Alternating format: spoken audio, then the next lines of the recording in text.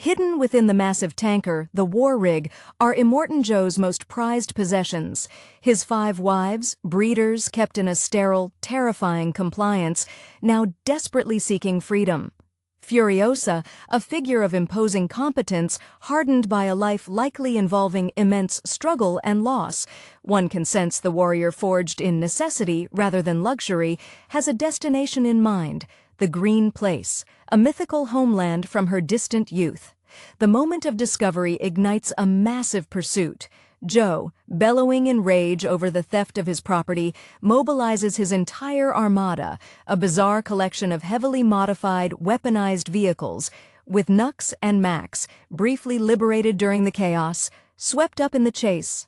Max, initially focused only on survival and escape, finds his path inextricably linked with Furiosa's desperate flight. Their early interactions are violent, a dance of mutual distrust born of a world where trust is fatal. The ensuing chase across the Namibian-like expanse is cinematic in its sheer kinetic energy. It is a ballet of customized metal and roaring engines. Max and Furiosa are forced into an uneasy alliance. Max, a veteran of countless violent encounters, relies on instinct and brutal efficiency, the grim lessons learned from a past filled with necessary savagery. Furiosa, meanwhile, displays a tactical mind, her prosthetic arm a symbol of resilience in this damaged landscape. She is the planner, the one holding the map to a better future. Their journey takes them across treacherous terrain, involving spectacular vehicular battles against Joe's legions, including the grotesque gas town and the bullet farm. Each encounter solidifies the bond between the unlikely pair. They recognize in each other a shared core of competence and a desperate need to push past the breaking point. Even Nux, initially their pursuer, suffers a humiliating defeat and is abandoned by Joe, eventually finding a tentative place within the fugitive's ranks, his belief system shattered, but his survival instinct sharpened. When they finally reach the coordinates of the Green Place, the climax of their hope turns to ash. The land is gone, reduced to poisoned swamps, a profound mirror to the desolation they tried to escape. This setback forces a crucial pivot. Furiosa, guided by the remnants of a memory, proposes a counterintuitive plan. Instead of fleeing further into an unknowable future, they must turn back, fight, and seize the citadel itself, the source of all suffering, in the hope of controlling the water and establishing a new order. The return trip is even more intense, a direct confrontation. They utilize the skills honed during their escape, turning the tables on their pursuers. In a breathtaking sequence of vehicular warfare across the salt flats, they manage to incapacitate and ultimately destroy Immortan Joe. It is a messy, visceral triumph achieved through coordination and sheer desperation. Joe's death is symbolic, freeing his captive wives and signaling the end of his reign. In the aftermath, Furiosa, battered but alive, guides the tanker back to the citadel. The surviving war boys, seeing their leader vanquished and sensing the shift in power, offer little resistance. The populace, drawn by the arrival of water and the promise of change embodied by Furiosa and the liberated wives, watches as the new guard takes control. Max, having fulfilled his role as the catalyst and protector, melts back into the landscape as silently as he arrived, a ghost content to let the living forge their own, perhaps slightly better, tomorrow. His work in this barren corner of the world is done. There is a weariness about Max, a silent acknowledgement of the sheer horror he carries within him, the faces of those he couldn't save flickering behind his eyes. He is eager, almost pathologically so, to prove his worth in the service of the cult of the V8, his skin slick with oils and adrenaline, his movements jerky with fervor. He embodies the tragedy of the oppressed youth, grasping for meaning in a world offering only servitude and swift oblivion. Furiosa, a figure of imposing competence, hardened by a life likely involving immense struggle and loss. One can sense the warrior forged in necessity rather than luxury, perhaps drawing on the resolve of a military background lost to the wasteland, has a destination in mind, The Green Place, a mythical homeland from her distant youth, a memory shimmering like cool water in the heat haze. Joe, bellowing in rage over the theft of his property, his massive bulk barely contained by his breathing apparatus, mobilizes his entire armada, a bizarre collection of heavily modified, weaponized vehicles, each one a testament to grotesque engineering, with Nux and Max, briefly liberated during the chaos, swept up in the chase. Their early interactions are violent, a dance of mutual distrust born of a world where trust is fatal. Max sees her only as a potential threat, another desperate survivor, while Furiosa views him as a necessary, albeit volatile, asset. It is a ballet of customized metal and roaring engines, explosions punctuating the silence of the desert. Max, a veteran of countless violent encounters, relies on instinct and brutal efficiency, the grim lessons learned from a past filled with necessary savagery, his movements economical and lethal. Furiosa, meanwhile, displays a tactical mind, her prosthetic arm, a fierce piece of salvaged engineering, a symbol of resilience in this damaged landscape. She is the planner, the one holding the map to a better future, her eyes constantly scanning the horizon for advantage. Their journey takes them across treacherous terrain, involving spectacular vehicular battles against Joe's legions, including the greasy, decadent outpost of Gastown and the volatile militia stronghold of the Bullet Farm. Even Nux, initially their pursuer, suffers a humiliating defeat, the breakdown of his vehicle a shattering blow to his ideology, and is abandoned by Joe, eventually finding a tentative place within the fugitive's ranks, his belief system shattered but his survival instinct sharpened, finding a strange, hesitant respect for the sheer capability of Furiosa. The sight is devastating, especially for Furiosa, whose entire hope rested on this remembered sanctuary. Furiosa, guided by the remnants of a memory and the desperate need to protect the wives, proposes a counterintuitive plan. Instead of fleeing further into an unknowable future, they must turn back, fight, and seize the citadel itself, the source of all suffering, in the hope of controlling the water and establishing a new order, transforming the quest from escape to revolution. The return trip is even more intense, a direct confrontation fueled by renewed, desperate purpose. They utilize the skills honed during their escape, turning the tables on their pursuers by exploiting the very routes they once fled. It is a messy, visceral triumph achieved through coordination and sheer desperation. The moment Joe's mask is ripped away, his reign evaporates like steam. Joe's death is symbolic, freeing his captive wives and signaling the end of his reign of fear. In the aftermath, Furiosa, battered but alive, her mechanical arm perhaps damaged further in the final struggle, guides the tanker back to the citadel. The surviving war boys, seeing their leader vanquished and sensing the shift in power, offer little resistance, their faith broken. The populace, drawn by the arrival of water and the promise of change embodied by Furiosa and the liberated wives, watches as the new guard takes control, a fragile moment of hope dawning in the dusty square. Max, having fulfilled his role as the catalyst and protector, a weapon used to carve a path to freedom, melts back into the landscape as silently as he arrived, a ghost content to let the living forge their own, perhaps slightly better, tomorrow. His work in this barren corner of the world is done, leaving behind the echoes of his necessary violence. The ascent back into the citadel is a silent coronation, not for any single ruler, but for the collective will of those who survived the fire.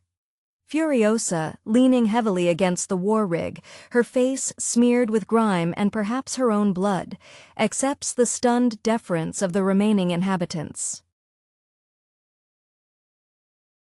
The wives, stepping out from the shadow of the tanker, are no longer trophies or property.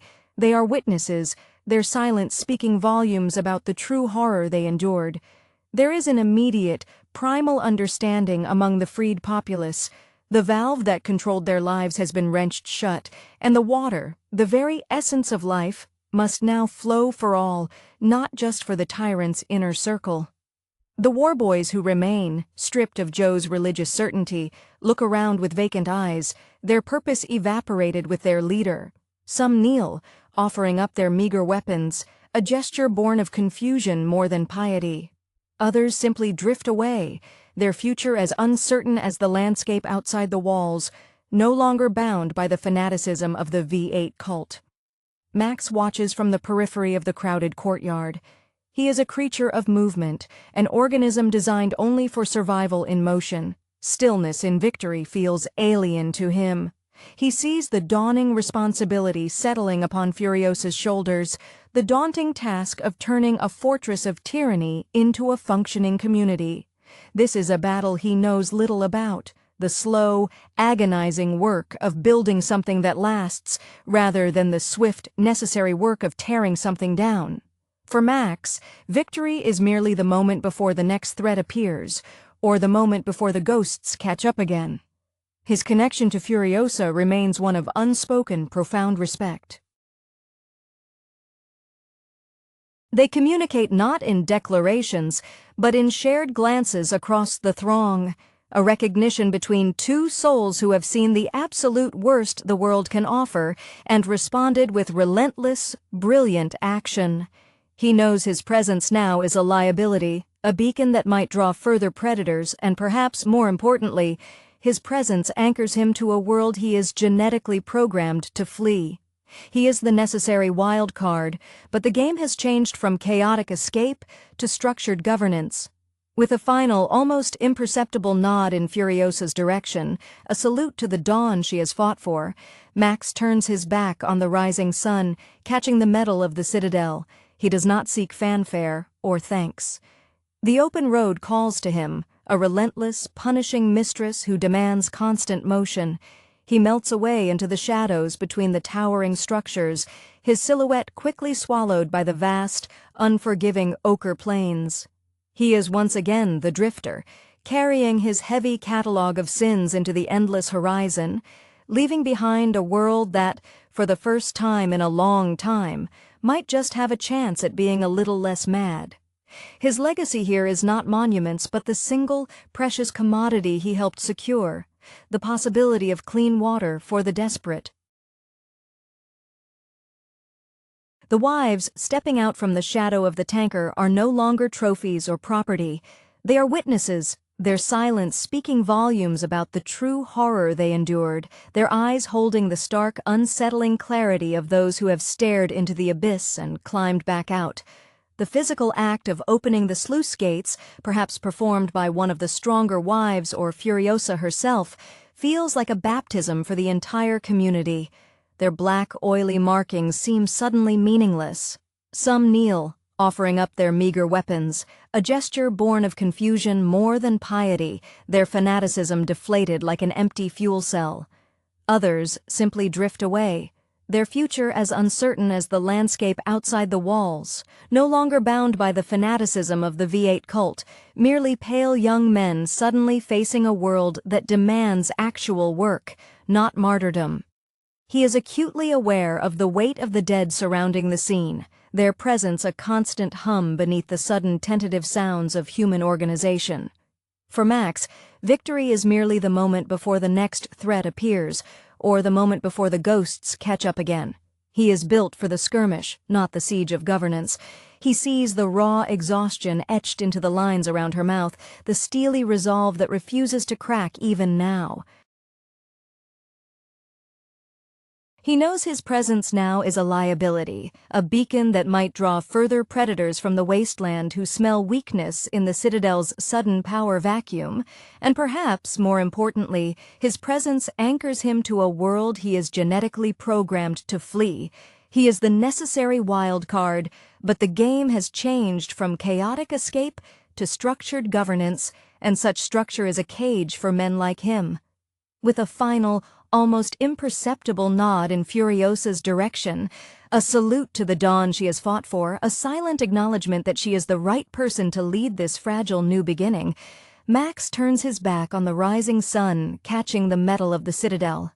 He does not seek fanfare or thanks. The noise of celebration feels too loud, too demanding. The open road calls to him, a relentless, punishing mistress who demands constant motion and offers only the temporary solace of distance.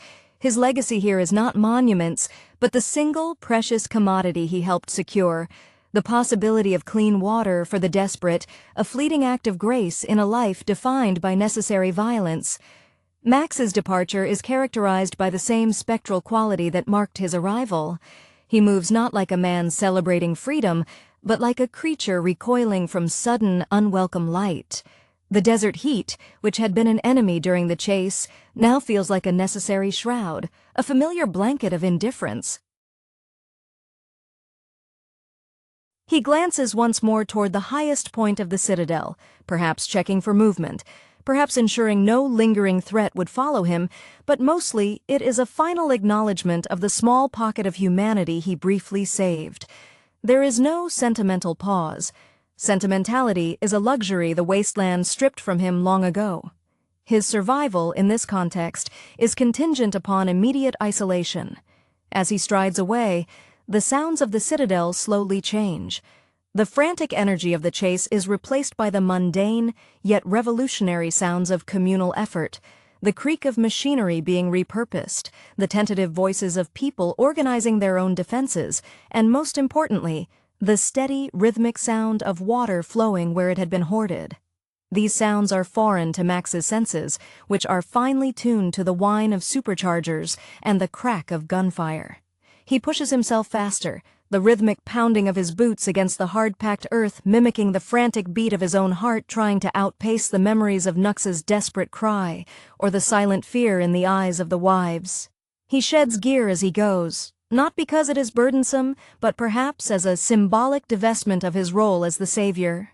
A piece of scavenged ammunition, a torn scrap of fabric, each discarded item marks a step further away from the involvement, an attempt to reduce himself back to the essential, unburdened wanderer.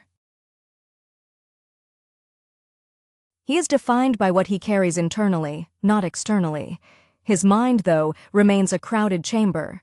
The faces he sees are composite images, Furiosa's fierce determination layered over the resigned terror of the breeders, all overlaid with the haunting image of his lost daughter. The journey forward is less about destination and more about the act of moving itself. The horizon remains the same vast, unchanging canvas of red and brown, but now Max carries the faint, strange residue of purpose. He didn't fight for the citadel, he fought alongside Furiosa because the act of resistance against tyranny was the only moral compass left in his fractured existence. He was the storm that cleared the air, and now the air must settle on its own terms. There is no expectation of a green place for him. His redemption lies not in finding paradise, but in proving, one violent eruption at a time, that evil can be momentarily stunned. He walks toward the emptiness, a necessary echo fading into the deafening silence of the post-apocalypse.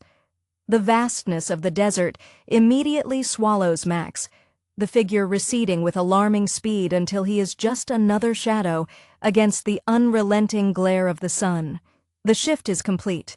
The adrenaline of shared combat has drained away, leaving behind the raw, exposed nerve endings of perpetual alertness.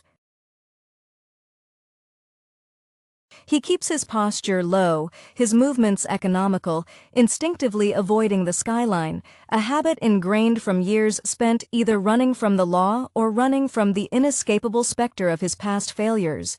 Every distant shimmer of heat is scrutinized, every slight alteration in the wind direction is catalogued, for in this world, the only reliable ally is paranoia. He travels light, perhaps only retaining the few implements necessary for basic subsistence and defense: a knife, a half-empty canteen of questionable purity, and the battered, silent weight of his shotgun, kept close, but currently unused. The memory of the war rig, that monstrous, mobile fortress, already feels like a fever dream, a temporary deviation from the true path of solitude.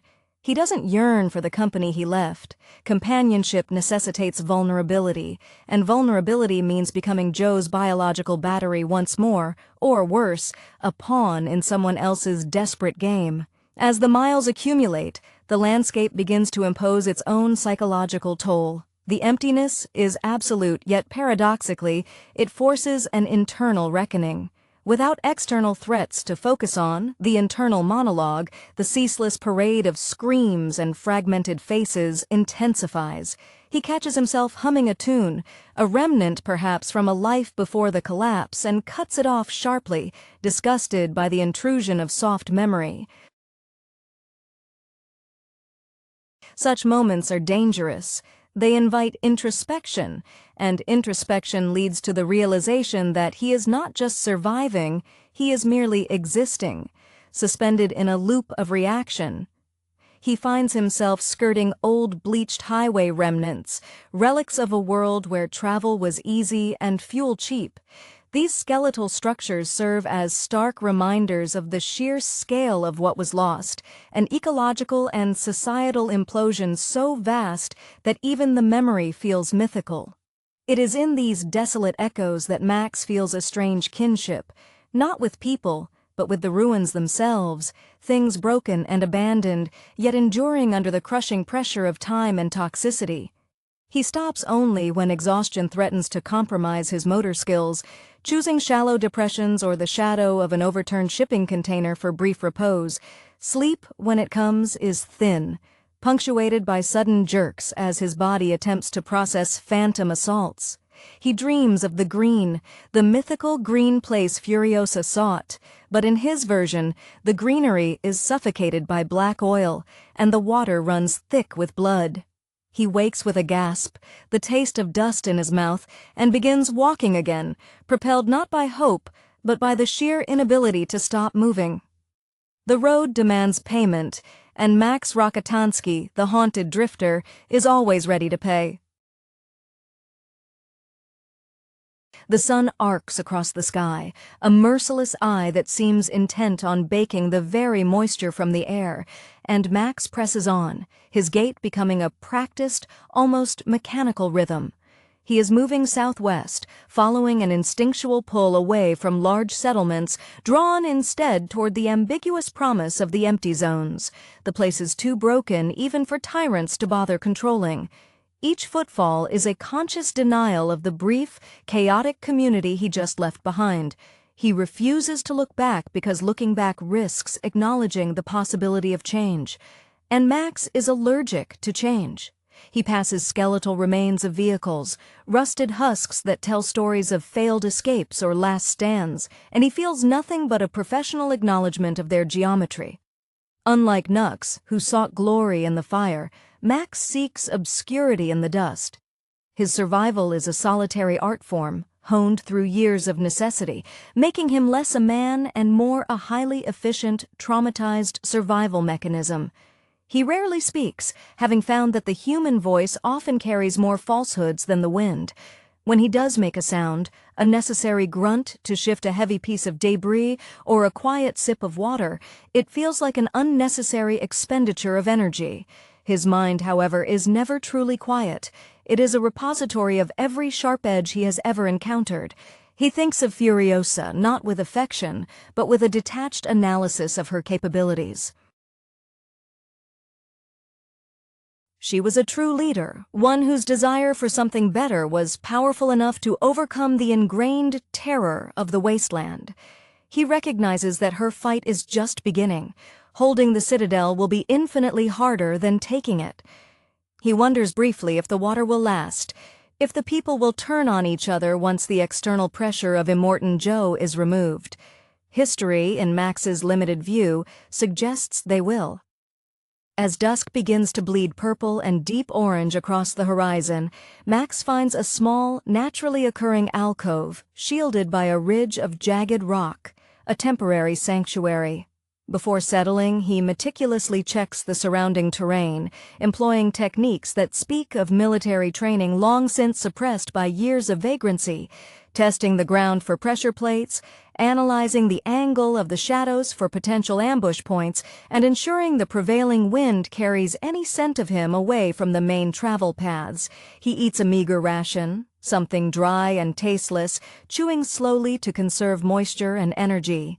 When he finally allows himself to rest, he doesn't close his eyes fully. One corner of his vision remains open, keyed to the slightest anomaly. The silence of this deep desert is heavier than any roar of engines, for it is the silence of finality. Yet there is a subtle difference in this silence compared to others he has known. It is not the silence of death, but the silence before a tentative, uncertain dawn. Max drifts into a shallow sleep, the image of Furiosa standing on the ramparts, water spilling at her feet, the only vision not immediately dissolving into screams. He is a ghost, moving through the wake of a temporary, necessary battle, already preparing to fade back into the anonymity from which he was briefly, violently pulled. The transition from the high-octane chaos of the chase to the profound stillness of the deep desert is a jarring recalibration for Max. He travels for what feels like days under the oppressive sun, his senses honed to an almost painful sharpness. The land here is older, more desolate than the area immediately surrounding the citadel. It is a place where even the bones of the past seem to have eroded into fine dust. He navigates by the stars when the sun dips, using the celestial map that remains stubbornly unchanged despite the ruin of the world below. His internal landscape mirrors the external one, vast, empty, and perpetually dangerous. The few moments of reprieve he allows himself are less about rest and more about maintenance, sharpening a blade on a smooth riverstone that hasn't seen water in centuries, or meticulously checking the integrity of his boots. He handles his few possessions with a grim reverence, understanding that in this world, the loss of a critical tool is often a prelude to a very slow, agonizing death. He begins to notice subtle signs of previous habitation, cairns built by long-dead travelers, or strange, almost abstract etchings on rock faces that hint at forgotten languages or desperate communications. Max does not try to decipher them. To engage with the history of the dead is to invite their burdens. He is a man deliberately stripped of narrative, existing only in the razor-thin line between one breath and the next. One evening, sheltered beneath a massive wind-sculpted overhang, he experiences a moment of near-total clarity. The specters momentarily recede, and he feels the physical fatigue of his own body. The aches in his shoulders from carrying the shotgun, the dryness in his throat that no amount of rationing can fully quell. It's a sensation so foreign it almost frightens him. It is the feeling of being alive rather than merely functioning. This sensation is quickly suppressed by the realization that feeling anything too strongly risks connecting him once more to the fragile hope he witnessed at the citadel. Furiosa and the wives deserve their future, but it is a future Max knows he cannot inhabit without becoming the very thing he fights against. A fixed point, a target. He resumes walking before dawn, choosing the colder, darker hours for travel, minimizing exposure and visibility. He notices, with detached curiosity, a familiar glint miles off his intended path, the reflection of sunlight off polished metal.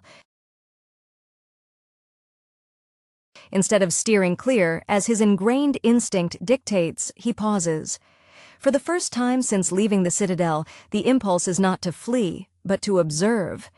It's a flicker of the tactical curiosity that defined his involvement with Furiosa. He circles wide, moving through broken ground where the tracks are unclear, approaching cautiously. The source of the gleam is not a marauder, but a single abandoned vehicle, heavily armored but clearly disabled, lying tipped on its side like a massive dead insect. As he draws closer, he recognizes the crude but effective modifications. The markings are vague, but the engineering language feels familiar, reminiscent of the lesser factions Joe crushed years ago. Inside, there is no driver, only dried supplies and, crucially, a functional, though perhaps dirty, water filtration unit. It's a small treasure, a random gift from the randomness of the wasteland. Max approaches the wreckage not with triumph, but with the weary resignation of a man accepting a temporary truce from fate. He takes the filter, tests the meager supply of water within, and nods once to the dead machine, then turns back toward the unforgiving empty horizon, the weight of his solitude settling back upon him like the shifting sands. The acquisition of the filter offers a fleeting, almost imperceptible improvement in Max's condition, the taste of purified water, a sharp contrast to the metallic tang of his previous sips. This small victory, however, does nothing to alter the fundamental trajectory of his existence. He continues his relentless westward drift, the landscape gradually changing from harsh, wind-scoured rock to undulating pale dunes that stretch unbroken for days. Here the threat is not immediate ambush, but slow attrition, dehydration, starvation, and the insidious erosion of the mind by monotony. His movements become even more economical, conserving every joule of energy. He learns to read the subtle color variations in the sand, which sometimes hint at subterranean moisture, or conversely, areas where geothermal heat makes the surface dangerously unstable. He often walks at night, using the relative coolness to his advantage, allowing the stars to guide him across a terrain that has become entirely featureless in the day's glare. Sleep remains a shallow, dangerous affair, often interrupted by the phantom sensation of being physically bound, the memory of Joe's shackles a constant psychic restraint. In the profound isolation, Max begins to engage in brief, almost ritualistic behaviors that seem to tether him to reality. He might spend an hour meticulously cleaning his shotgun, polishing the metal until it reflects the weak moonlight, not out of vanity, but out of respect for its reliability. He organizes the few meager rations he carries with obsessive precision. These small acts of control are his defense mechanisms against the complete dissolution of self. He is the guardian of his own dwindling functionality. There are moments, usually around the twilight, when the air is cool enough to permit thought without immediately triggering the need for exertion, where he processes the implications of Furiosa's success. He imagines the people of the Citadel no longer ruled by the whim of a mad demigod drinking freely. This imagined scene is not a source of joy, but rather a distant, theoretical concept, a successful outcome in a universe he no longer inhabits. He acknowledges the inherent contradiction. He is most useful when he is part of a struggle for survival, but his very nature demands he be outside of any sustained civilization. One afternoon, while cresting a dune, he spies something genuinely unusual, a high, rocky outcrop that breaks the horizon, seemingly too stable to be a recent formation. It appears ancient, maybe a relic from the time before the collapse, a place where something might have been preserved, or perhaps where others like him have come to die. The instinct to avoid any potential gathering place battles fiercely with the sheer, crippling boredom of perpetual motion. Curiosity, a feeling he rarely permits, wins the internal contest. He approaches the structure cautiously over several hours, utilizing every shadow and fold in the terrain.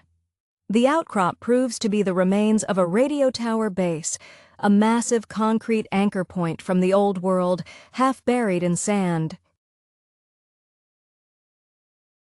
Inside the protected cavity beneath the base, protected from the worst of the sandstorms, he finds something unexpected. Not survivors, but evidence of them, a small, carefully constructed fire pit, still showing recent use. And most strikingly, a rough sketch etched into the concrete, clearly depicting a vehicle strikingly similar to Furiosa's war rig, drawn with bold, almost loving lines. Max stares at the drawing, his breath catching momentarily. It's a confirmation, a spectral message across the wasteland, that he is not the only one who carries the memory of that chase. Someone else out here saw it, witnessed the revolution. It's a momentary bridge across his isolation, a proof that the world is still capable of producing acts of defiance, however fleeting. He touches the drawing lightly, a gesture of solidarity with an unknown observer, before turning away. He doesn't linger to seek the artist. That would involve waiting, and Max Rokotansky is forever past the point of waiting. He pulls the filter from his belt, refills his canteen from the meager emergency store of the derelict vehicle, and walks on, disappearing back into the glare, the drawing fading rapidly behind him like a dream upon waking. The brief encounter with the drawing on the concrete anchor serves less as a beacon of hope and more as a confirmation of the chaos he left behind. It suggests that the ripple effect of Immortan Joe's fall is spreading, creating smaller, unpredictable pockets of resistance or perhaps just awe in the wake of such a massive event. Max processes this information with the detached logic of a military report. The area is not entirely quiescent, and new hazards, born of sudden freedom or opportunistic scavenging, may be emerging. He keeps moving, the memory of the war rig sketch a small, irritating piece of data lodged in his otherwise barren mental landscape. He continues his solitary trek, the terrain gradually morphing again, the dunes giving way to salt flats that stretch out like endless, blinding white snow under the sun. Traversing this environment is physically taxing.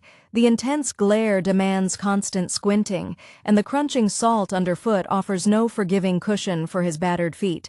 This flat expanse is terrifying in its own right, offering no cover whatsoever. Survival here relies purely on speed and the ability to endure exposure. He moves during the brief twilight hours, utilizing the flat, dark surface under the moon when visibility is reduced, but his own silhouette is harder to track against the pale ground. Max finds himself conserving not just water and food, but thought itself. Complex planning is inefficient. The wasteland rewards immediate reflexive action. He relies heavily on muscle memory, the learned responses of a man who has spent decades reacting rather than initiating. He treats his own body like a machine that needs only minimal fuel and maintenance to continue its function, the function being forward momentum. There is a strange, austere dignity in this relentless self-maintenance. He refuses to degrade beyond the point of utility. Occasionally, he cycles through brief, silent inventories of his past, not dwelling on the loss, but cataloging the tactical lessons. The experience with Furiosa has subtly integrated itself into this internal database. He notes the effectiveness of centralized, focused aggression against a sprawling, complacent enemy. It's a lesson stored away, categorized under applicable tactics for overwhelming force. He is a vessel filled with destructive knowledge, only occasionally recognizing the value of the knowledge itself outside the context of immediate violence. Days later, the salt flats finally yield to a region of scrub brush and low, rolling hills, a slightly more forgiving topography. Here he encounters his first sign of independent, non-militarized life, a very small, isolated settlement, little more than a few lean-tos huddled against a rock face. They are not war boys. They are civilians, thin and wary, clinging to the barest means of survival. Max approaches with maximum caution, slowing his pace until he is merely strolling, his shotgun lowered but still in hand. He stops well outside the perimeter of their meager camp, making sure his shadow falls behind him in the afternoon light.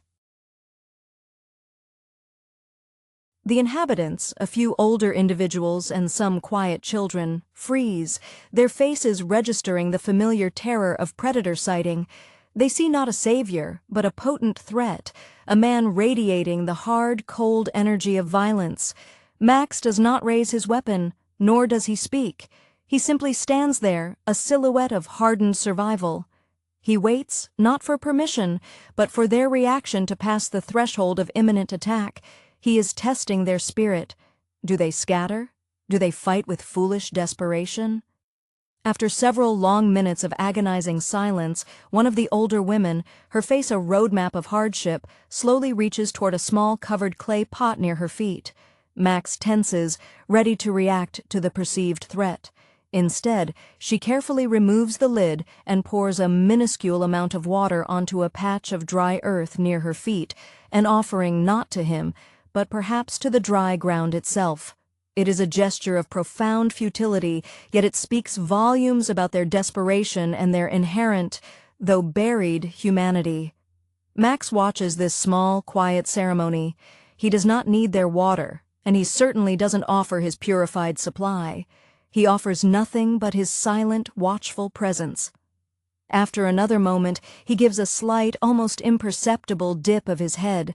Not a bow, but a simple acknowledgement of shared existence in this ruined space. Then, without disturbing the dust further, he turns and walks past their camp, continuing his lonely pilgrimage into the next stretch of empty land, leaving the fragile community to their silence, unburdened by his presence, and crucially, uncorrupted by his necessity. George Miller's return to the wasteland with Mad Max, Fury Road, was not merely a continuation of his post-apocalyptic vision. It was a visceral, kinetic reaffirmation of his mastery over action filmmaking.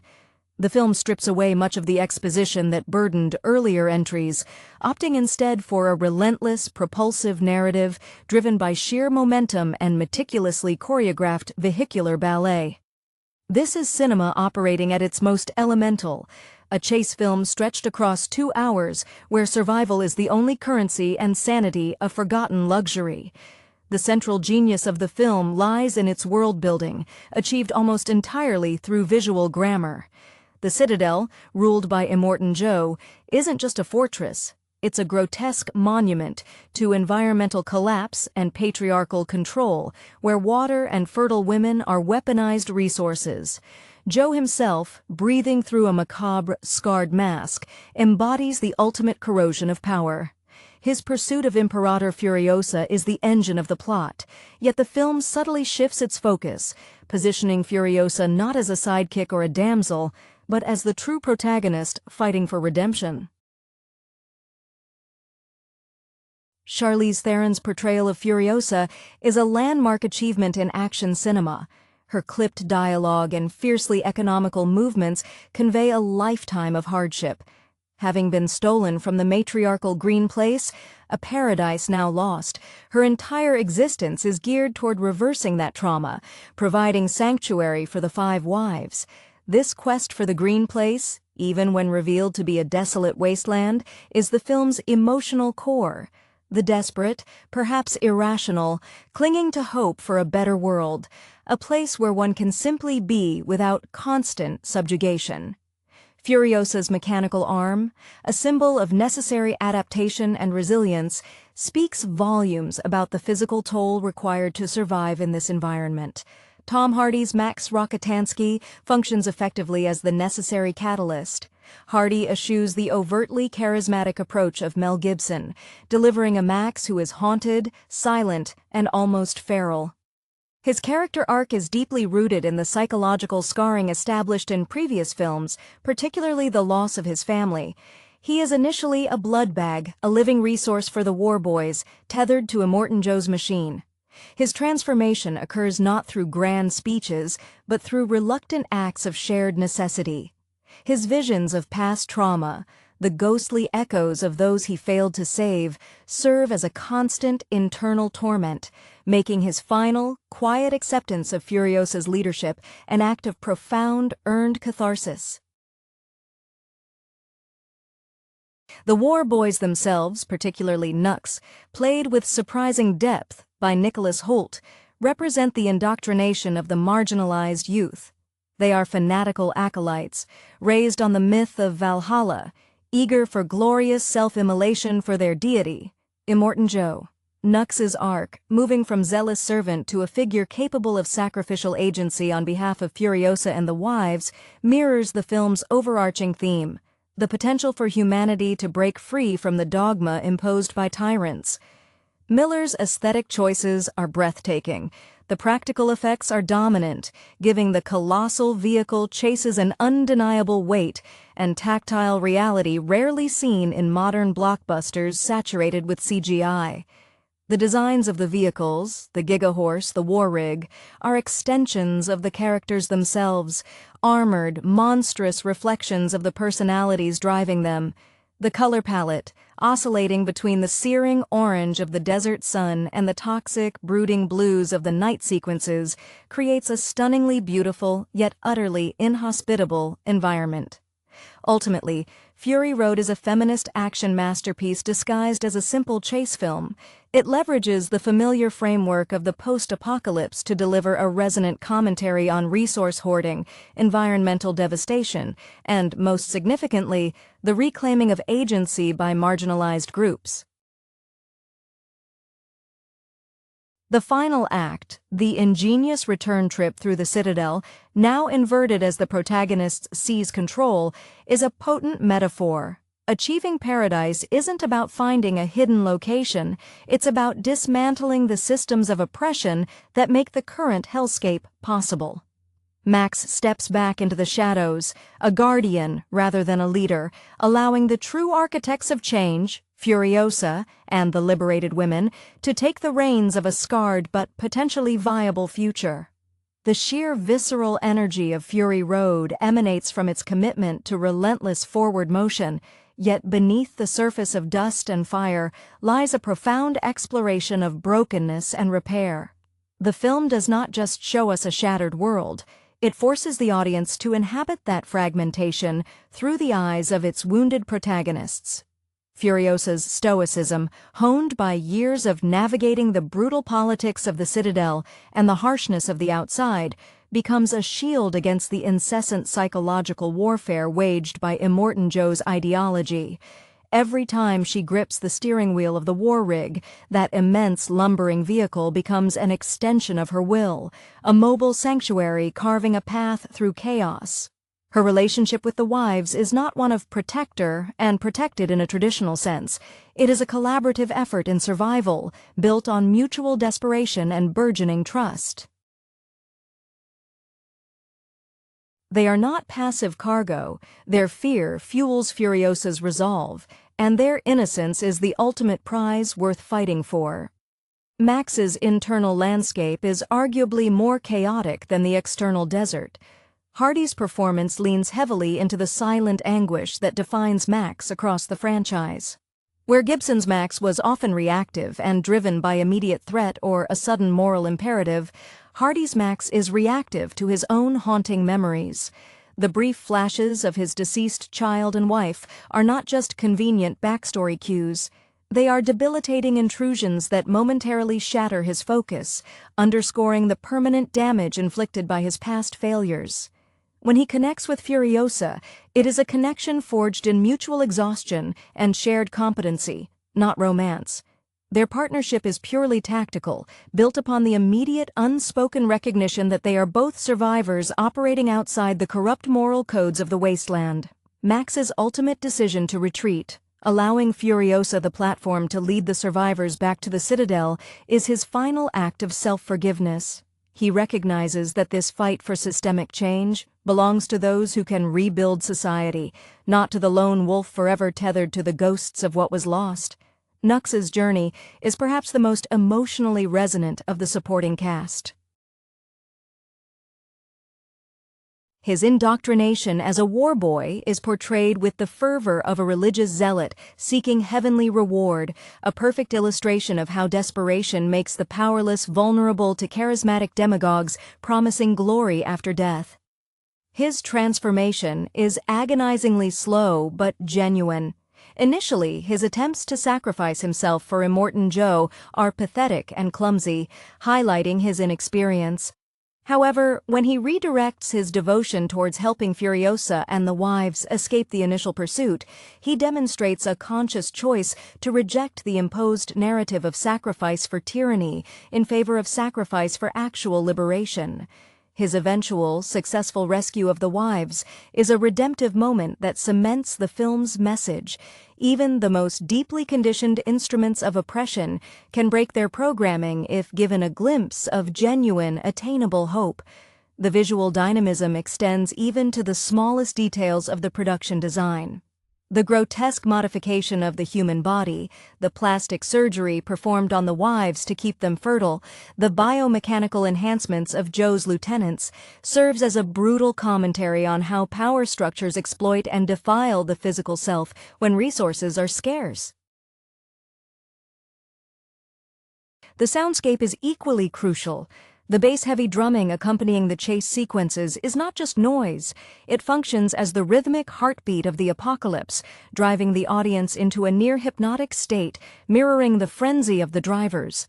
Miller masterfully uses this overwhelming sensory input to create an experience that feels less like watching a movie and more like being caught in the middle of an extremely high-stakes, beautifully destructive mechanical riot, confirming that even in utter ruin, human spirit, or at least the will to impose one's own order, persists.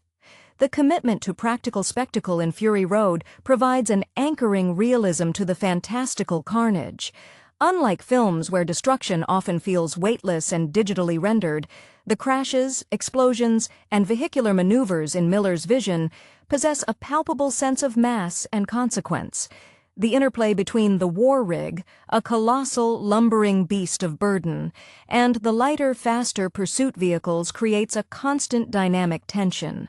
The war rig itself, driven by Furiosa, is an industrial titan symbolizing brute necessity, while the smaller vehicles often represent frantic, almost insectile aggression fueled by cultish fervor. Further examining Immortan Joe, his physical manifestation underscores the grotesque nature of his rule. He doesn't merely rule through fear, he rules through manufactured divinity.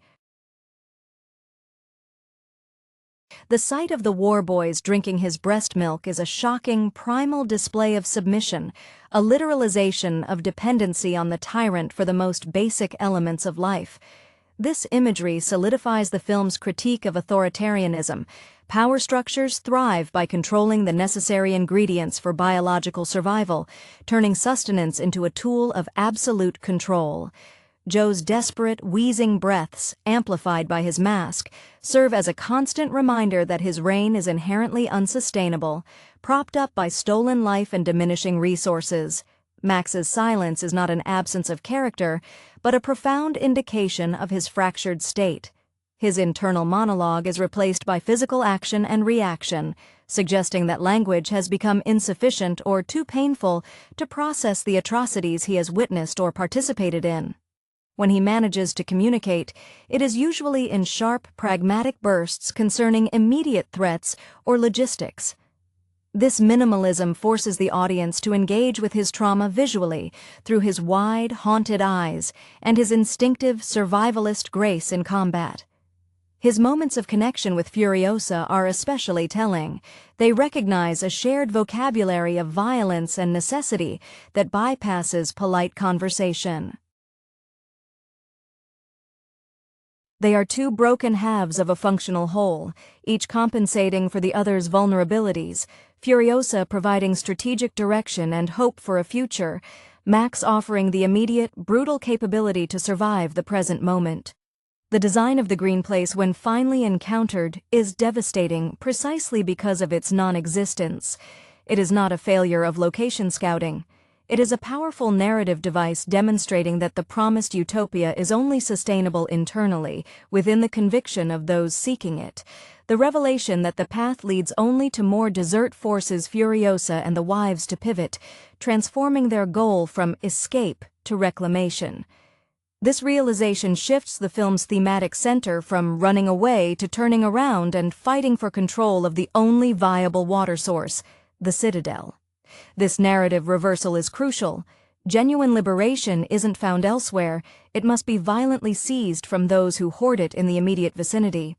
The final charge back toward the Citadel is thus an act of supreme courage, a conscious decision to engage the source of the poison rather than merely flee its effects.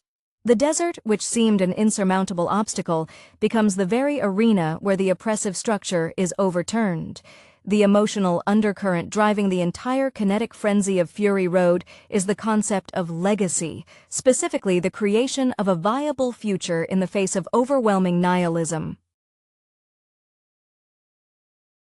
This is most overtly expressed through the relationship between Furiosa and the wives, a dynamic that subverts the typical action movie trope where female characters exist purely as motivation for the male hero. Here, the wives, especially the most vocal among them, capable, are active participants in their own liberation, however reliant they are initially on Furiosa's strength. Their purity, symbolized by their relative lack of scarring compared to the rest of the population, represents the uncorrupted potential of the next generation, the reason the fight must continue beyond mere survival. Furiosa is fighting not just for herself, but to ensure that these young women are never forced into the role of breeding stock for tyrants, a fate that mirrors her own stolen childhood. Their collective journey is the planting of a seed of systemic change in a world determined to remain barren. The role of the bullet farmer and the people eater, though brief, enriches the tapestry of the wasteland's fragmented societies. These warlords represent different facets of post-apocalyptic capitalism: control through weaponry and control through manufactured scarcity of necessary goods like gasoline and food. Their fleeting allegiance with Immortan Joe highlights the brittle nature of power alliances in this vacuum, alliances that shatter the moment a greater prize or a greater threat emerges. Their presence reinforces Miller's world-building subtlety. The apocalypse didn't just destroy society, it fractured it into countless small, mutually predatory fiefdoms, each clinging to a specific, hoarded resource. The visual storytelling surrounding the sheer difficulty of the journey elevates the film beyond mere action choreography into a meditation on endurance. Consider the sequence where the war rig has to traverse the salt flats. The environment itself becomes an antagonist. Vast, blindingly empty, threatening to swallow them whole through disorientation and exhaustion. The film rarely grants the audience a moment of visual rest. Even in the quiet interludes, the characters are constantly managing mechanical failures, dwindling supplies, or the psychological toll of imminent pursuit. This relentless pressure cooker environment is what strips the characters down to their essential survivalist cores, leaving no room for posturing or elaborate deception. It's why Max and Furiosa trust each other so quickly. In a world of constant lies, true, competent action speaks a universal, undeniable truth. The climax, the reversal through the canyon and the siege of the Citadel, is a masterful employment of cinematic symmetry. Having fled the Citadel as their goal, they return to it as their battlefield. This return signifies the completion of the arc from victim to aggressor, from flight to confrontation. The ensuing chaos is purposefully messy and violent, reflecting the reality that overturning deeply entrenched tyranny is never clean. When Furiosa is wounded and Max must sustain her while the war rig powers through the breach, it is the culmination of their symbiotic relationship. Max, the haunted past, provides the brute force necessary to secure a future for Furiosa and the wives, the hope embodied. His retreat afterward is not abandonment. It is the recognition that he is an agent of necessary disruption, not a builder of stable society. He fades back into the periphery, leaving the newly liberated masses to negotiate the hard work of rebuilding their broken social contract under the leadership of the determined Imperator. The pervasive aesthetic of Fury Road is one of glorious, necessary decay, where every vehicle, costume, and prop tells a story of adaptation under extreme duress. Miller's dedication to physical artistry means that the audience perceives the environment not as a sterile backdrop, but as a corrosive, active participant in the narrative. The dust storms, for instance, are not simply visual effects. They are suffocating entities that obscure vision, test the limits of mechanical endurance, and force characters into moments of blind faith and terrifying vulnerability. The sheer weight of the war rig, contrasted against the ephemeral speed of the war boys' motorcycles, perfectly visualizes the conflict between slow, sustained resilience and manic, disposable aggression. Furiosa's quiet determination radiates an authority that supersedes Joe's bellowed commands. She carries the burden of the Green Place's failure, a failure not of her own making, but one she feels responsible for rectifying. Her gaze is always directed toward the horizon, yet her immediate focus is maintaining the integrity of the vehicle protecting the wives. This duality, the grand, almost mythic quest for sanctuary, juxtaposed with the gritty, moment-to-moment mechanics of driving a massive truck through a minefield of crazed adversaries, is the core tension of her character. Her mechanical arm, beyond being a practical tool, is a tangible symbol of her irreparable break with the soft world, a necessary hardening required to fight monsters like Immortan Joe. Max's psychological landscape remains a constant, churning vortex of guilt, making his infrequent acts of altruism all the more significant. He doesn't seek heroism. He seeks temporary cessation from his internal torment, and he finds that cessation only in functioning perfectly within a crisis alongside competent allies. His brief partnership with Furiosa is characterized by a profound, unspoken respect for shared competence. They are two survivors recognizing a mirror image of survivalism in the other. When Max drives during the final return, it is a rare moment of focused, goal-oriented action, divorced from his haunting visions, suggesting that collaboration temporarily quiets the ghosts that plague him. His ultimate withdrawal is essential to the film's message. The lone vigilante, however capable, cannot rebuild civilization. Redemption for Max is found in enabling others to succeed where he can only participate as a necessary weapon. The final ascent into the Citadel is less a military maneuver and more an exorcism. The sight of Furiosa, bloodied and battered, using Joe's own vehicle to smash through the barricades, signifies the symbolic overthrow of the oppressive structure using its own mechanisms against itself. The crowd of disenfranchised citizens below, starved of genuine leadership and hope, erupting in response to the sight of the wives being lifted high, demonstrates the sudden, volatile power of collective realization. The film ends not with a celebration, but with the exhausted, pragmatic work of survival commencing anew, this time under just stewardship. Max's silent vanishing into the masses confirms his role as an eternal wanderer, a necessary phantom whose presence momentarily stabilizes the chaos before he melts back into the periphery, leaving the future in the hands of those who have something tangible, a community, to lose and to build. The triumph of Mad Max. Fury Road lies in its ability to weave profound emotional resonance into sequences of nearly unbroken, high-octane action. The film manages to articulate complex themes of patriarchal control and feminist reclamation through the sheer physicality of its characters and the kinetic poetry of its set pieces.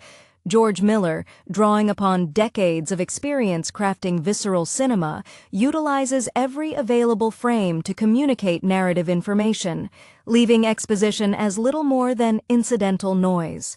This focus on cinematic immediacy creates an exhausting yet exhilarating empathy for the protagonists trapped within Immortan Joe's brutal ecosystem.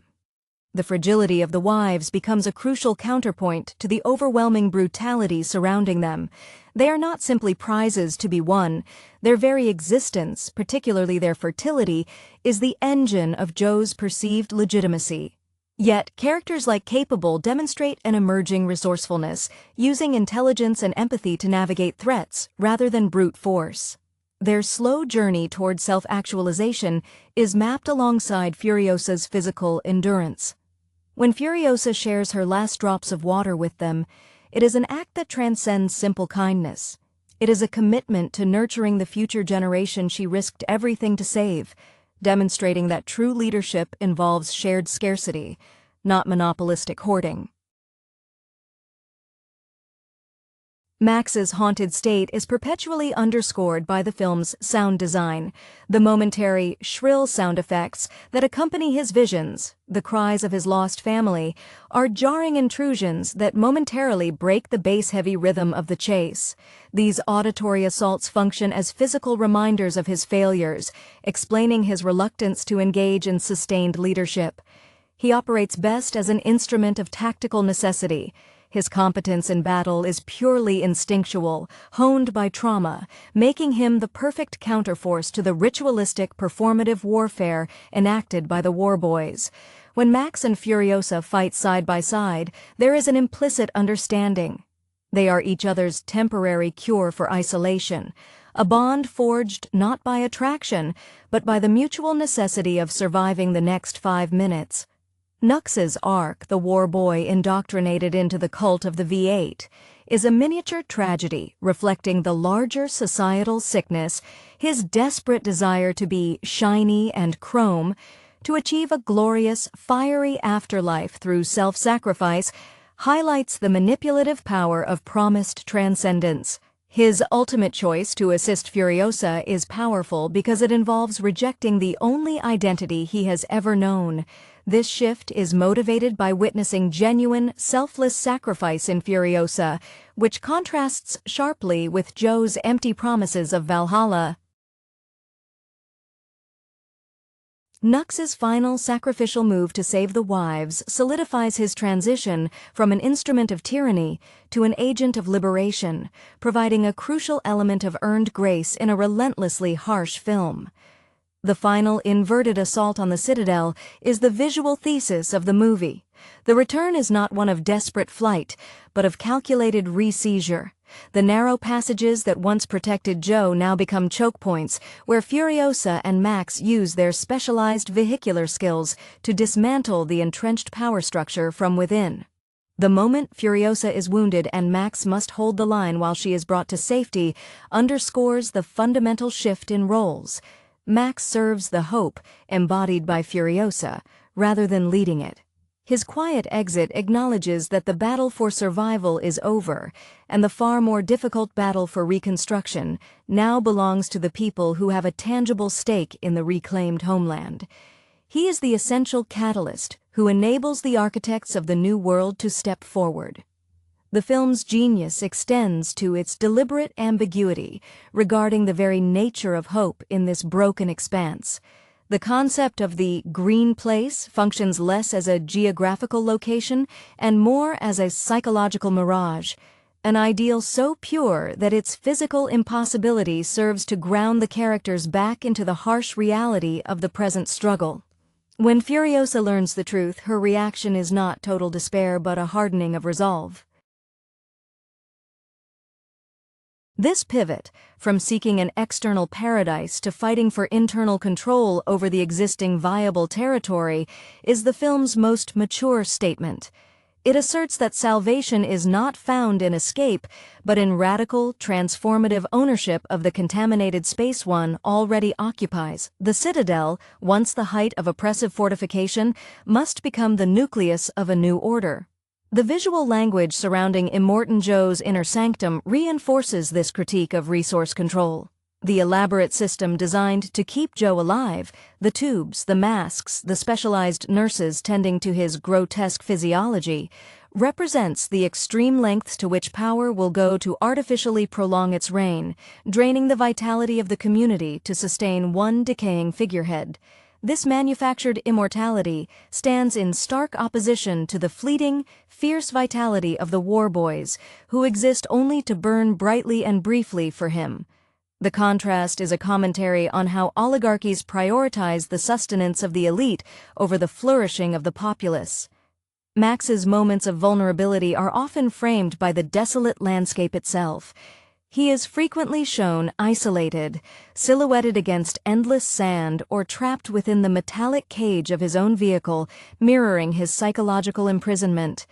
His memories aren't simply exposition dumps, they are active spectral presences that demand physical engagement. When he fights, he often fights through the phantom weight of his dead family, channeling the grief into precise, brutal efficiency. This internalization of suffering makes his alliance with Furiosa uniquely compelling. They don't need to exchange personal histories because their shared competency speaks to a mutual understanding of perpetual emotional warfare. The sheer, exhausting physicality of Charlize Theron's performance demands continuous awe.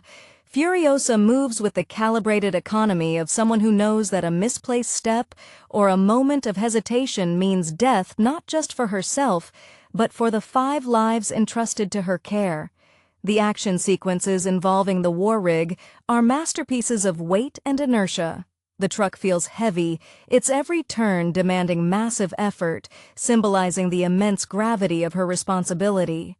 When she is driving, every decision, every shift, every swerve is a monumental act of defiance against the inertia of despair that defines the wasteland. Her journey is the embodiment of active resistance, the refusal to simply accept the terms dictated by a broken world. The final triumph is satisfying precisely because it is incomplete. The heroes don't magically fix the desert or restore lost ecosystems. They merely remove the tyrant, opening the gates to the marginalized masses who suddenly realize their collective power. Max's departure is framed by this transition. The disruption is over, the necessary violence has been committed, and now the long, grinding work of societal reconstruction begins. He fades not out of apathy, but out of respect for the new leadership, a leadership forged in the crucible of that specific fight and committed to a shared future, something Max, forever tethered to a lost past, cannot fully commit to building. The textural density of Fury Road ensures that the film operates on multiple sensory levels simultaneously. Beyond the visual spectacle of fire and sand, the pervasive metallic tang and the incessant rhythmic soundscape, dominated by the guttural roar of engines and the tribal drumming, create a nearly overwhelming physical experience for the viewer, mirroring the constant sensory assault on the characters. This is a world where silence is suspicious and noise signifies either immediate danger or the grinding machinery of oppression. Miller ensures that every piece of salvaged technology, every scarred piece of human skin, contributes to this narrative texture, suggesting a history of relentless struggle packed into every visual element. Furiosa's character is defined by this constant negotiation between her internal moral compass and the brutal demands of the external environment.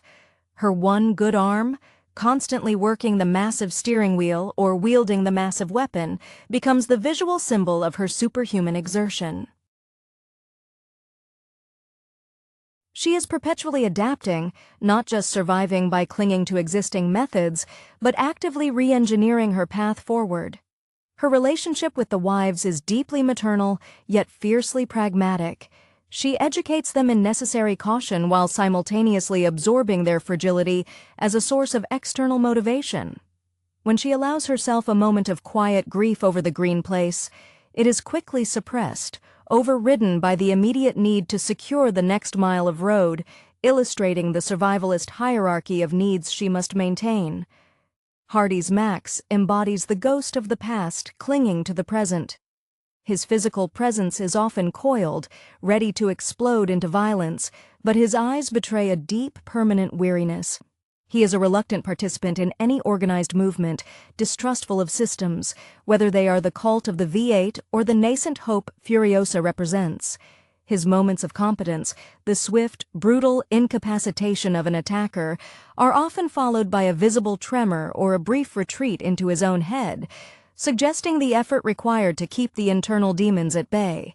His ultimate validation comes not from saving Furiosa in a grand romantic gesture, but from performing the precise, necessary act that allows her vision of the future to proceed unimpeded. He enables, he does not command. Nux's transformation from a zealot eager for glorious death to a functional ally is perhaps the most effective narrative device for demonstrating ideological malleability. His early interactions with the wives are tentative. He views them initially as objects of religious significance. When he sacrifices himself to clear the path for the war rig, his motivation shifts from achieving Valhalla to protecting the tangible possibility of a new life represented by the young women. This shift proves that the fanaticism that sustains Immortan Joe is brittle when confronted with authentic, immediate altruism.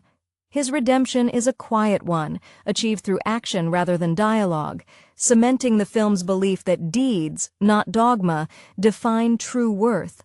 The final confrontation, the violent re-entry into the Citadel, is less a battle and more a forceful corrective surgery on a diseased body politic. The elevation of Furiosa on the platform, replacing the diseased tyrant, is a powerful piece of visual symbolism. The cheers of the masses are not for Max, the outsider who fought bravely, but for the local figure who knows the land and promises equitable distribution of life's essentials. Max's final exit is one of profound understanding. He has served his purpose as the necessary, amoral force capable of breaking the deadlock. He merges back into the periphery, the eternal wanderer whose greatest service to humanity is knowing when to leave the future to those capable of tending it. The deliberate visual language of Fury Road consistently contrasts the grotesque spectacle of sustained tyranny with the lean, functional beauty of necessary survival. Every vehicle in the convoy is a piece of evolving, personalized weaponry and shelter, a testament to MacGyver-like ingenuity born from scarcity. The war rig, Furiosa's mobile fortress, is the ultimate expression of this, a patched-together behemoth whose very momentum defies the forces attempting to stop it. It is less a truck and more a moving fortress of defiance, its survival directly tied to Furiosa's unwavering focus. This practical application of engineering speaks to a larger theme. In the wasteland, viability trumps vanity. Furiosa's physical presence demands respect rooted in observed capability, not inherited title. Her eyes, often framed by the harsh shadows of the desert sun, convey an exhaustion that is bone-deep, yet beneath that weariness lies a core of unyielding, strategic anger. Her prosthetic arm, far from being mere costume dressing, is integrated into the action as a tool of immense strength, showing that adaptation is not merely cosmetic but essential for inflicting change. Her interactions with the wives are carefully calibrated. She offers stern direction when needed, but also moments of profound, shared vulnerability, particularly as they mourn the loss of the green place. It is this commitment to the potential of the next generation that gives her ruthless efficiency a moral anchor. Max Rokitansky, in this iteration, serves as the perfect foil, the embodiment of past failure, who must temporarily set aside his personal purgatory to aid a future he cannot quite claim.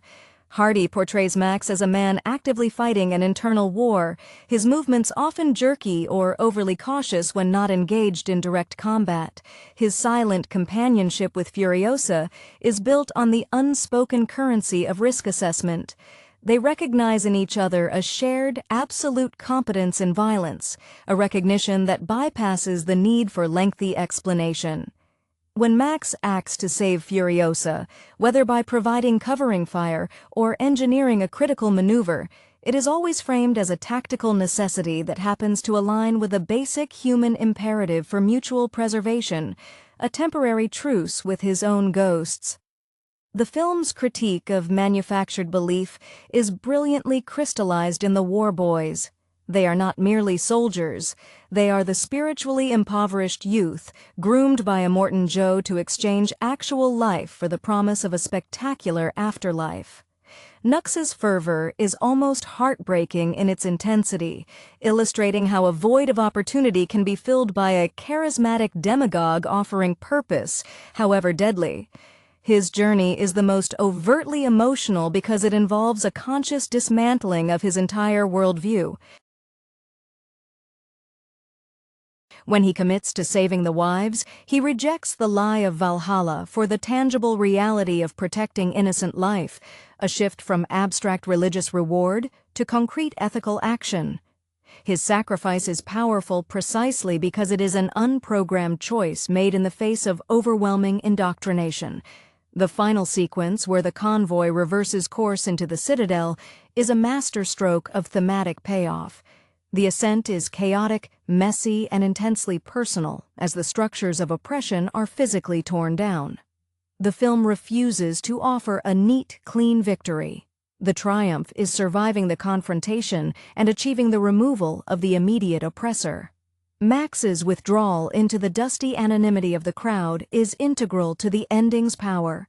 He is not the king. He is the necessary wrecking ball. He ensures the transition of power to Furiosa, the local agent of change who can actually manage the resources and the community. His final fade into the background confirms that true heroism in this universe lies not in seizing control, but in enabling others to build something sustainable from the ruins he helped clear. The enduring power of Mad Max. Fury Road resides in its relentless commitment to showing, rather than telling, allowing the desolate environment and the extreme physical actions of its characters to carry the full weight of thematic exploration. Every second is saturated with visual information concerning resource scarcity and the corrosive effect of prolonged desperation on the human spirit. The practical execution of the vehicle choreography, the absurd, yet utterly convincing physics of the crashes and near misses ensures that the audience feels the immense kinetic energy and the danger inherent in every single decision made by the drivers. Furiosa is the embodiment of focused, strategic trauma management. Her physical bearing suggests an almost mechanical efficiency, honed by necessity in an environment that punishes sentimentality. The way she handles the war rig, coaxing massive power from the burdened machine, mirrors her own internal struggle to maintain composure while shepherding the wives toward an uncertain salvation. Her single-minded focus on returning to the green place, even when it proves illusory, showcases a profound, almost religious faith in the idea of sanctuary, a faith that ultimately proves flexible enough to pivot into the act of reclaiming the citadel. She carries the collective trauma of the captured women, making her quest deeply communal rather than purely individualistic. Max's participation is best understood as a temporary alliance between two traumatized survivors operating on parallel tracks of anguish. Hardy's interpretation of the character leans heavily into the haunted veteran archetype. His silence is heavy with unsaid losses.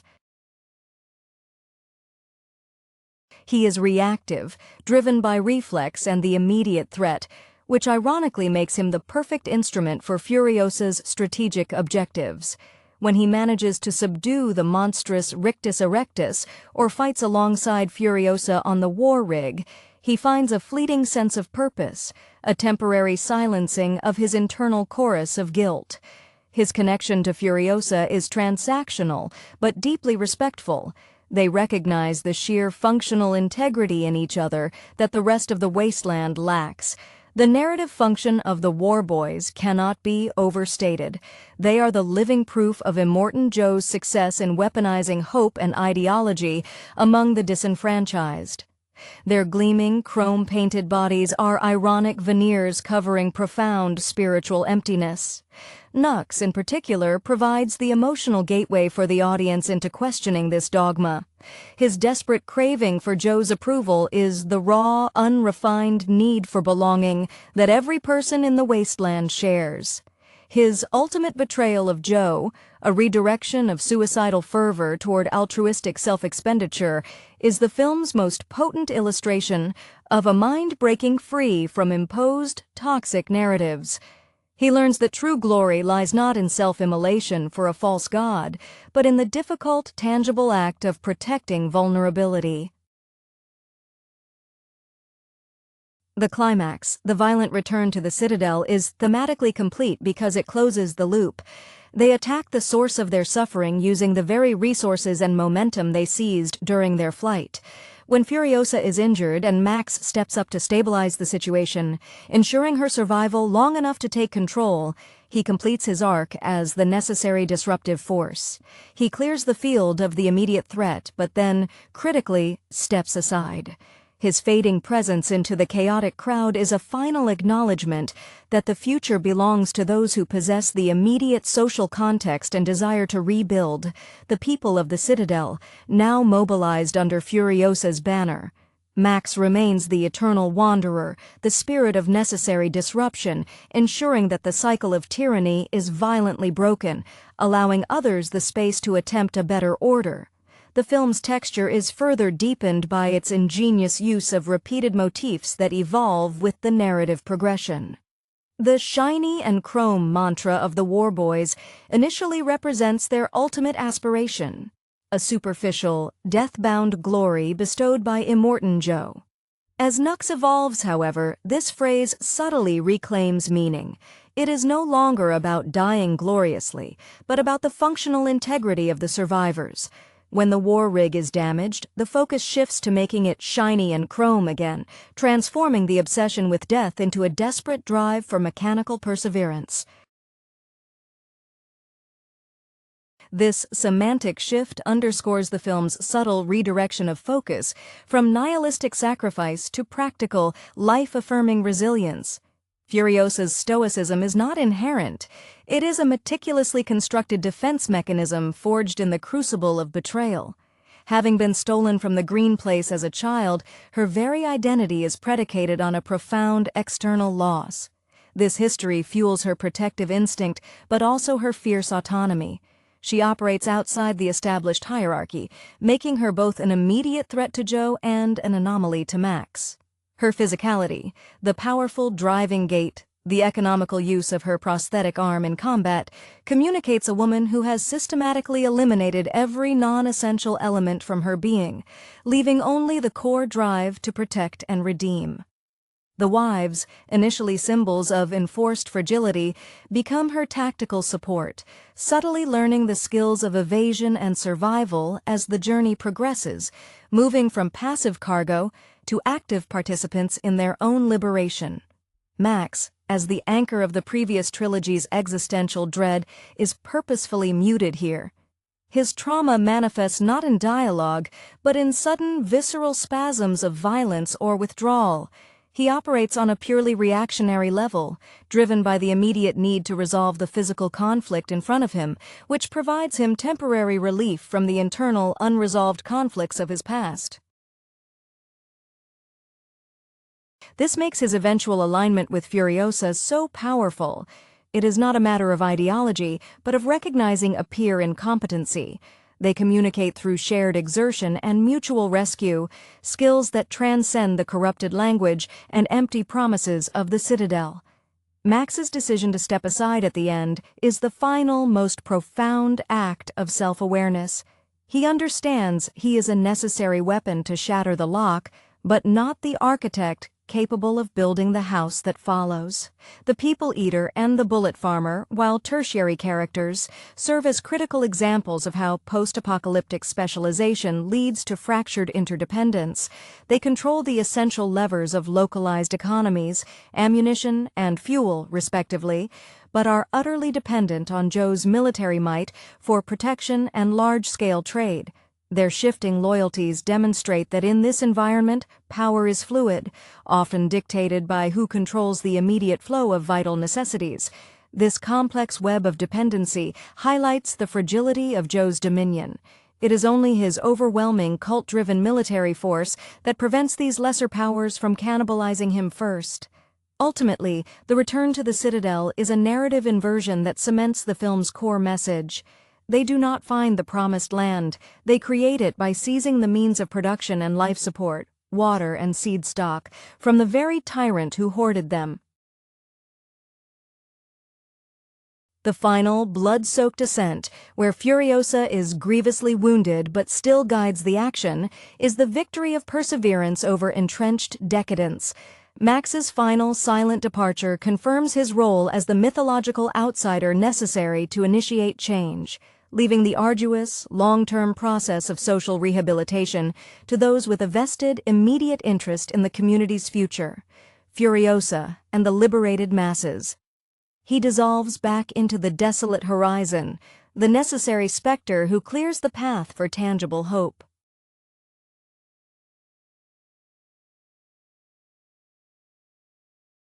Hidden within the massive tanker, the war rig, are Immortan Joe's most prized possessions. His 5 wives, breeders kept in a sterile, terrifying compliance, now desperately seeking freedom.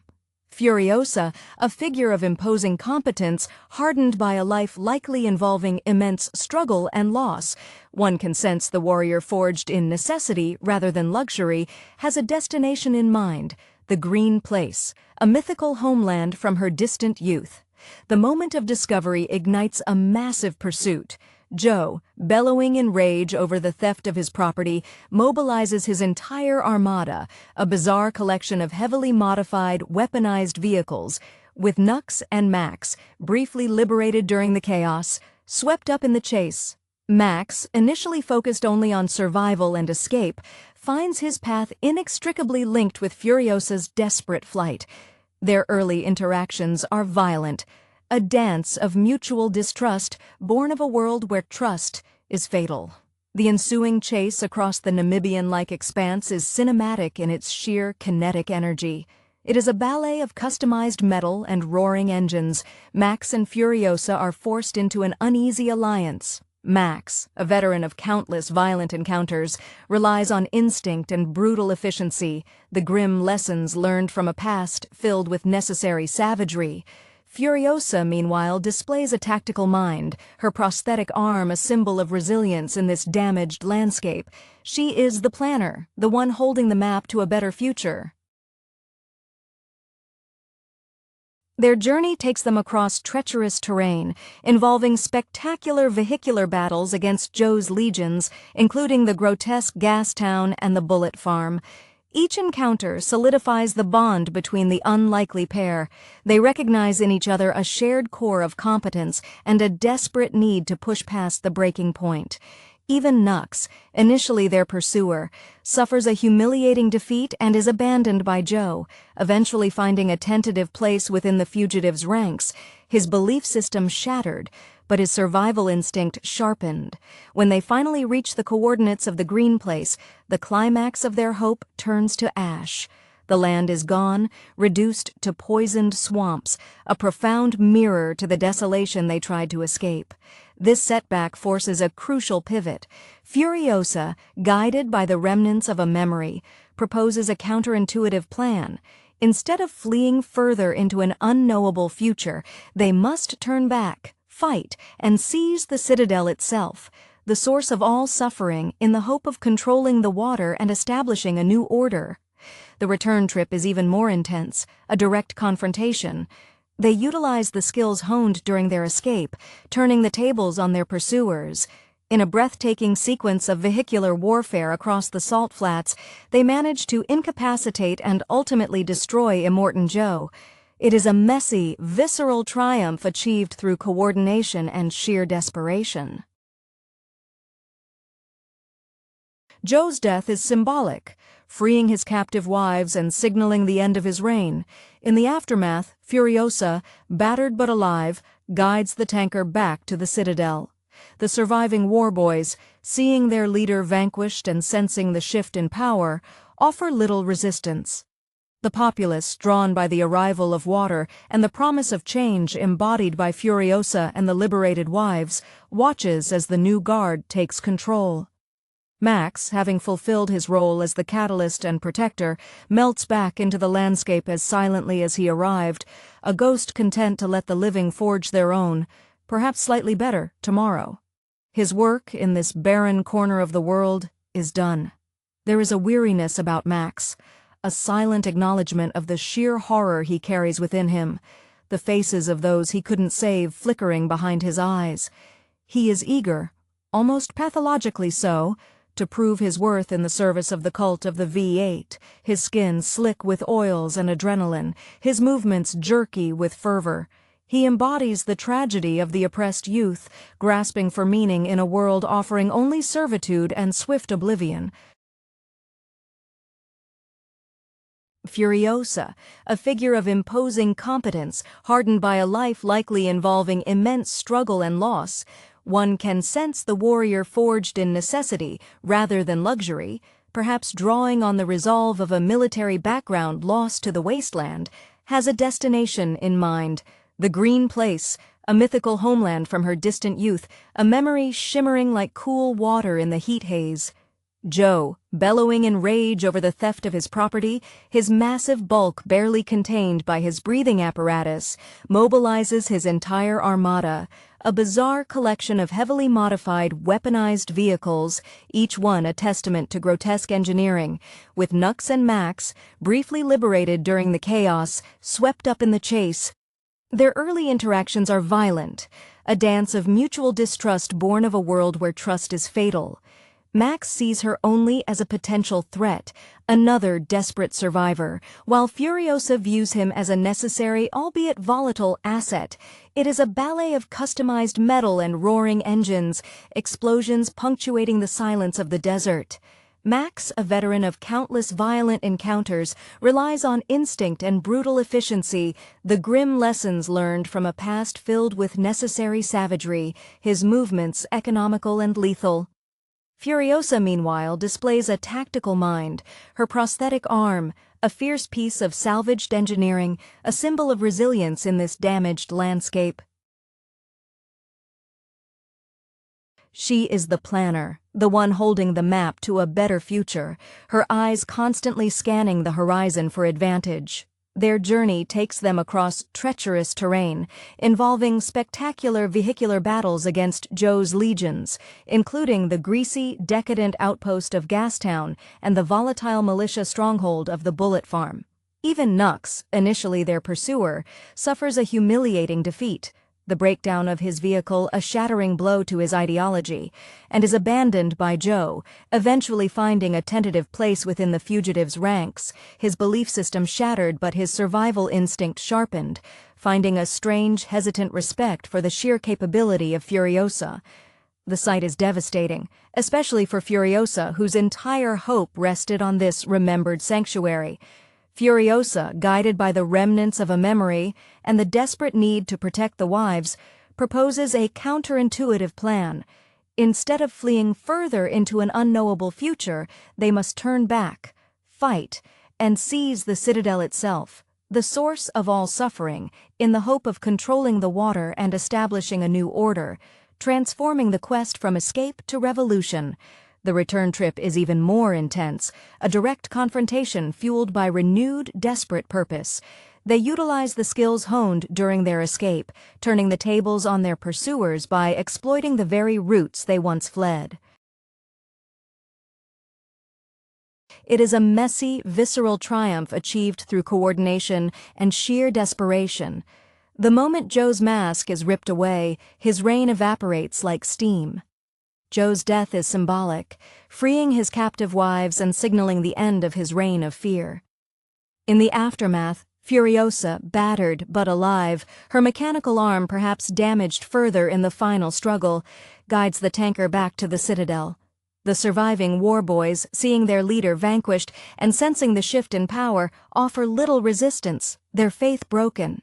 The populace, drawn by the arrival of water and the promise of change embodied by Furiosa and the liberated wives, watches as the new guard takes control, a fragile moment of hope dawning in the dusty square. Max, having fulfilled his role as the catalyst and protector, a weapon used to carve a path to freedom, melts back into the landscape as silently as he arrived, a ghost content to let the living forge their own, perhaps slightly better, tomorrow. His work in this barren corner of the world is done, leaving behind the echoes of his necessary violence. The ascent back into the citadel is a silent coronation, not for any single ruler, but for the collective will of those who survived the fire. Furiosa, leaning heavily against the war rig, her face smeared with grime and perhaps her own blood, accepts the stunned deference of the remaining inhabitants. The wives, stepping out from the shadow of the tanker, are no longer trophies or property. They are witnesses, their silence speaking volumes about the true horror they endured. There is an immediate, primal understanding among the freed populace. The valve that controlled their lives has been wrenched shut, and the water, the very essence of life, must now flow for all, not just for the tyrant's inner circle. The war boys who remain, stripped of Joe's religious certainty, look around with vacant eyes, their purpose evaporated with their leader. Some kneel, offering up their meager weapons, a gesture born of confusion more than piety. Others simply drift away, their future as uncertain as the landscape outside the walls, no longer bound by the fanaticism of the V8 cult. Max watches from the periphery of the crowded courtyard. He is a creature of movement, an organism designed only for survival in motion. Stillness in victory feels alien to him.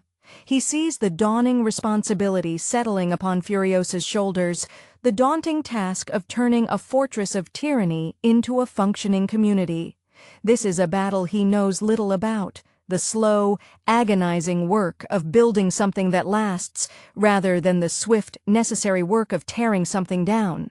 For Max, victory is merely the moment before the next threat appears, or the moment before the ghosts catch up again. His connection to Furiosa remains one of unspoken, profound respect. They communicate not in declarations, but in shared glances across the throng, a recognition between two souls who have seen the absolute worst the world can offer and responded with relentless, brilliant action. He knows his presence now is a liability, a beacon that might draw further predators, and perhaps more importantly, his presence anchors him to a world he is genetically programmed to flee. He is the necessary wild card, but the game has changed from chaotic escape to structured governance. With a final, almost imperceptible nod in Furiosa's direction, a salute to the dawn she has fought for, Max turns his back on the rising sun, catching the metal of the citadel. He does not seek fanfare or thanks. The open road calls to him, a relentless, punishing mistress who demands constant motion. He melts away into the shadows between the towering structures, his silhouette quickly swallowed by the vast, unforgiving ochre plains. He is once again the drifter, carrying his heavy catalogue of sins into the endless horizon, leaving behind a world that, for the first time in a long time, might just have a chance at being a little less mad. His legacy here is not monuments, but the single, precious commodity he helped secure, the possibility of clean water for the desperate. The wives, stepping out from the shadow of the tanker, are no longer trophies or property. They are witnesses, their silence speaking volumes about the true horror they endured, their eyes holding the stark, unsettling clarity of those who have stared into the abyss and climbed back out. The physical act of opening the sluice gates, perhaps performed by one of the stronger wives or Furiosa herself, feels like a baptism for the entire community. Their black, oily markings seem suddenly meaningless. Some kneel, offering up their meager weapons, a gesture born of confusion more than piety, their fanaticism deflated like an empty fuel cell. Others simply drift away, their future as uncertain as the landscape outside the walls, no longer bound by the fanaticism of the V8 cult, merely pale young men suddenly facing a world that demands actual work, not martyrdom. He is acutely aware of the weight of the dead surrounding the scene, their presence a